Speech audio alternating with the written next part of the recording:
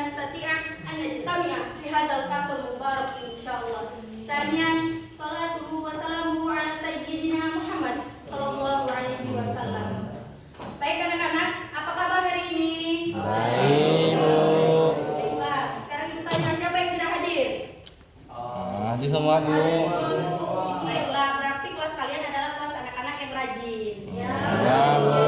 Saya ditanya, minggu kemarin kita belajar apa? Tentang jawab.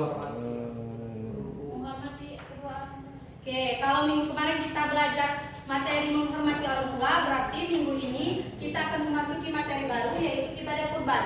Coba sekarang ketika ibu menyebutkan ibadah kurban, apa yang terlintas dalam pikiran kalian? Oke, betul, menyembelih. Jadi ibadah kurban itu secara bahasa, kurban berasal dari bahasa Arab yaitu qoroba yuqoribu kurbanan yang berarti mendekat. Sedangkan secara istilah atau syariat Islam, kurban adalah ibadah menyembelih hewan ternak tertentu seperti sapi, unta, kerbau, domba ataupun kambing pada hari raya Idul Adha yaitu tanggal 10 Zulhijjah dan pada hari-hari tasyrik yaitu tanggal 11, 12 dan 13 Zulhijjah dengan tujuan untuk mendekatkan diri kepada Allah. Ibadah kurban adalah bentuk ketaatan, penghormatan dan rasa syukur kita kepada Allah Subhanahu wa taala sekaligus meneladani kisah pengorbanan Nabi Ibrahim alaihissalam dan putranya Nabi Ismail alaihissalam. Jadi, ibadah kurban itu adalah ibadah menyembelih hewan ternak tertentu seperti yang Ibu sebutkan tadi yaitu domba, kambing, kerbau, sapi atau unta sekalipun. Dan itu dilaksanakan pada tanggal 10 Zulhijjah setelah sholat Idul Adha dan hari terakhirnya yaitu 13 Zulhijjah. Dan itu ibadah kurban adalah bentuk ketaatan kita kepada Allah supaya menjadi manusia yang lebih bertakwa dan lebih berguna bagi agama kita. Ada hukum kurban. Mayoritas ulama yaitu Imam Malik, Imam Asy-Syafi'i dan Imam Ahmad berpendapat bahwasanya itu sunnah, yaitu sunnah yang sangat dianjurkan. Sangat dianjurkan bagi umat muslim yang mampu secara finansial. Jadi sunnah di sini sunnah yang sangat dianjurkan apabila kita mampu secara finansial yaitu memiliki uang. Dan di sini sunnah di sini tidak sampai derajat wajib. Jadi itu tidak diwajibkan. Tetapi hukumnya makruh bagi yang mampu tetapi tidak melaksanakannya. Seperti Quran surah Al-Kautsar ayat 2, Allah berfirman, A'udzubillahi minasyaitonirrajim, Bismillahirrahmanirrahim, fasholli lirabbika wanhar. Maka Allah berkata, dirikanlah sholat karena Tuhanmu dan berkurbanlah dengan menyembelih hewan. Jadi di sini Allah memerintahkan kita bahwasanya dirikanlah sholat karena Dia dan berkurbanlah dengan menyembelih hewan.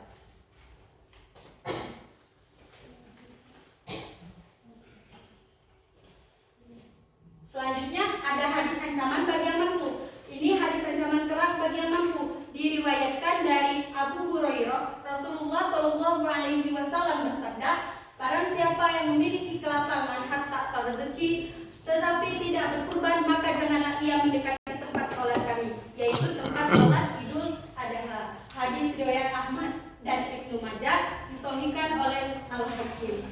Ancaman keras ini menunjukkan betapa pentingnya ibadah kurban sehingga banyak ulama mengatakannya sebagai sunnah muakkad yang saking ditekankannya hampir seperti wajib bagi yang mampu. Namun karena ini berbentuk larangan mendekati tempat sholat, bukan hukuman bagi orang yang meninggalkan kewajiban, maka mayoritas ulama meletakkannya pada derajat sunnah yang sangat ditekankan.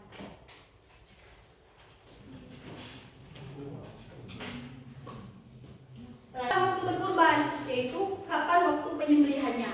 Waktu penyembelihan kurban dimulai pada hari raya Idul Adha yaitu 10 Zulhijjah dan berakhir pada hari terakhir tasyrik yaitu tanggal 13 Zulhijjah. 1. Awal waktu penyembelihan atau 10 Zulhijjah. Waktu paling awal untuk menyembelih kurban adalah setelah selesai sholat Idul Adha. Ini didasarkan pada sabda Rasulullah SAW yang mengatakan bahwa sesungguhnya yang pertama kali kami lakukan pada hari ini yaitu hari Idul Adha adalah sholat. Kemudian kami pulang dan menyembelih hewan kurban. Barang siapa melakukannya seperti itu, maka ia telah mengikuti sunnah kami, kata Nabi. Dan barang siapa menyembelih sebelum sholat, maka itu hanyalah daging yang ia persembahkan untuk keluarganya, tidak termasuk ibadah kurban sedikit pun. Jadi maksud sabda Nabi ini bahwasanya yang ia lakukan pada hari Idul Adha itu yang pertama yaitu menyembelih hewan kurban. Dan barang siapa yang mengikutinya, kata Nabi, bahwasanya mengikuti sunnahnya. Tapi ketika kita melakukan menyembelih hewan sebelum sholat, maka itu hanyalah daging biasa dan itu tidak termasuk ibadah sedikit pun. Yang kedua, akhir waktu penyembelihan atau hari tasyrik. Waktu penyembelihan kurban berlanjut hingga hari terakhir tasyrik, berakhir dengan terbenamnya matahari pada tanggal 13 Zulhijjah. Jadi total waktu untuk menyembelih kurban adalah 10 Zulhijjah, yaitu setelah sholat Idul Adha, 11 Zulhijjah hari pertama tasyrik, 12 Zulhijjah hari kedua tasyrik, dan 13 Zulhijjah hari terakhir tasyrik sampai terbenamnya matahari. Selanjutnya, hewan yang diperbolehkan untuk berkurban. Hewan yang diperbolehkan untuk berkurban yaitu hanyalah hewan ternak atau bahimatul an'am, yaitu 1 kambing. Batas minimal usia kambing yang diperbolehkan untuk menjadi hewan kurban yaitu 1 tahun masuk ke 2 tahun, dan itu diperuntukkan untuk 1 orang jiwa saja. Yang kedua ada domba atau biri-biri. Maksimal umur domba atau biri-biri yang boleh dijadikan kurban yaitu 1 tahun masuk ke 2 tahun. Tetapi jika di suatu tempat atau di daerah kalian itu sulit menemukan domba yang berumur 1 tahun masuk ke 2 tahun, domba yang umur 6 bulan pun diperbolehkan, asal domba tersebut besar dan sehat seperti domba yang berumur 1 tahun pada umumnya, dan itu diperuntukkan untuk 1 orang jiwa saja.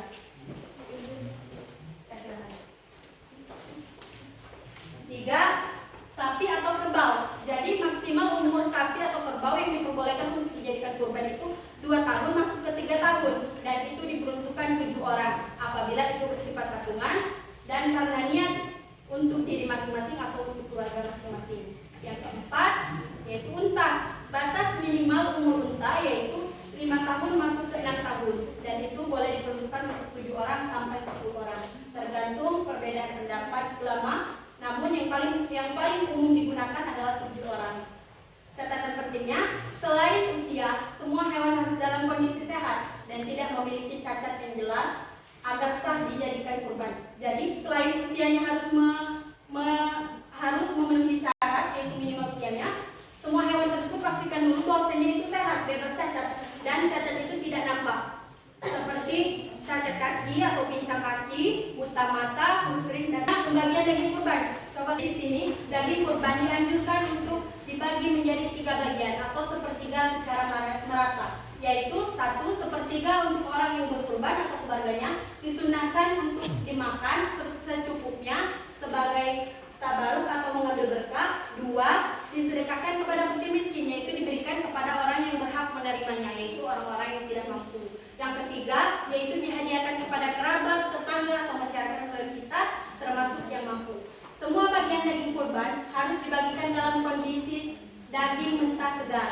Dan dalam mazhab Imam Syafi'i, orang yang berkurban tidak boleh menjual sedikit pun bagian dari daging kurban. Jadi puasanya ketika kita membagikan daging kurban, pastikan dulu bahwa daging kurban itu masih segar dan mentah. Dan mazhab Imam Syafi'i mengatakan kita tidak boleh menjual daging kurban itu sedikit pun. Dan perlu diingat anak-anak bahwasanya ketika kita berkurban karena ingin membayar nazar atau nyer, itu tidak diperbolehkan untuk memakan daging kurban itu ataupun mengambilnya.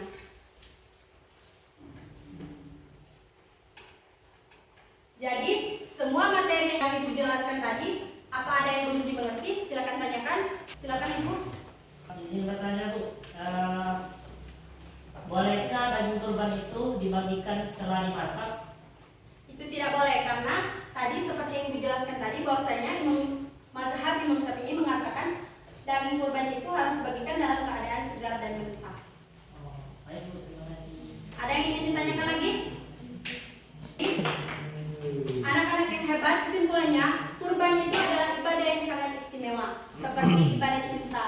Kurban artinya kita mau mendekatkan diri kepada Allah dan menunjukkan cinta kita kepada Allah. Ini adalah janji kita untuk selalu taat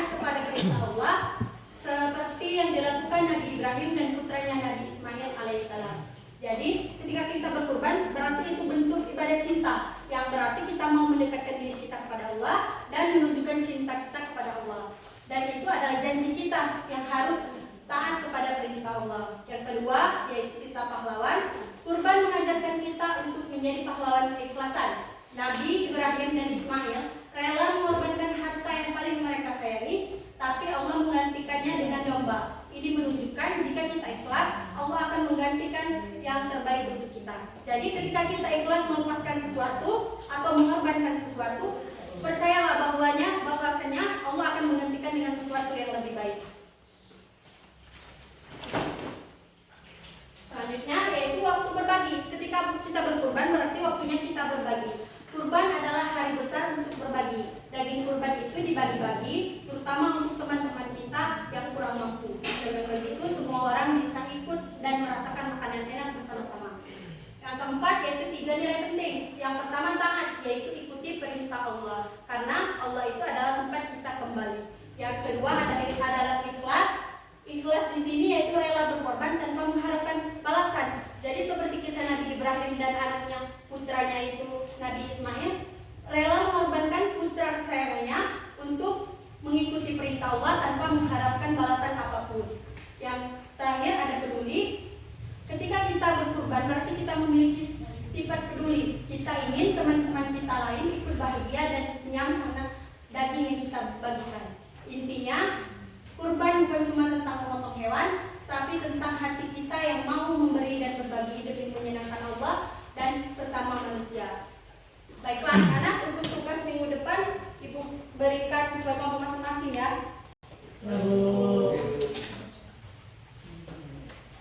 Jadi di sini ada 3 pilihan. Kalian bisa membuat salah satu darinya, yaitu 1 membuat poster dari karton yang berisi tentang pengertian kurban, hewan-hewan yang boleh dijadikan kurban, dan waktu pelaksanaan atau penyembelihan hewan kurban. Yang kedua yaitu kalian melakukan drama singkat yang berisi yaitu cerita Nabi Ibrahim dan putranya Nabi Ismail alaihissalam. Dan yang ketiga kalian bisa membuat buku mini atau panduan kurban untuk anak muslim. Jadi kalian tinggal pilih kalian mau mengerjakan yang mana. Mengerti anak-anak?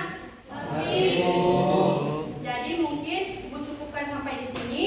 Lebih dan kurang Ibu mohon maaf. Semoga apa yang kita pelajari pada siang hari ini bisa bermanfaat dan berguna bagi kita ke depannya. Ibu akhiri, wassalamualaikum warahmatullahi wabarakatuh. Waalaikumsalam.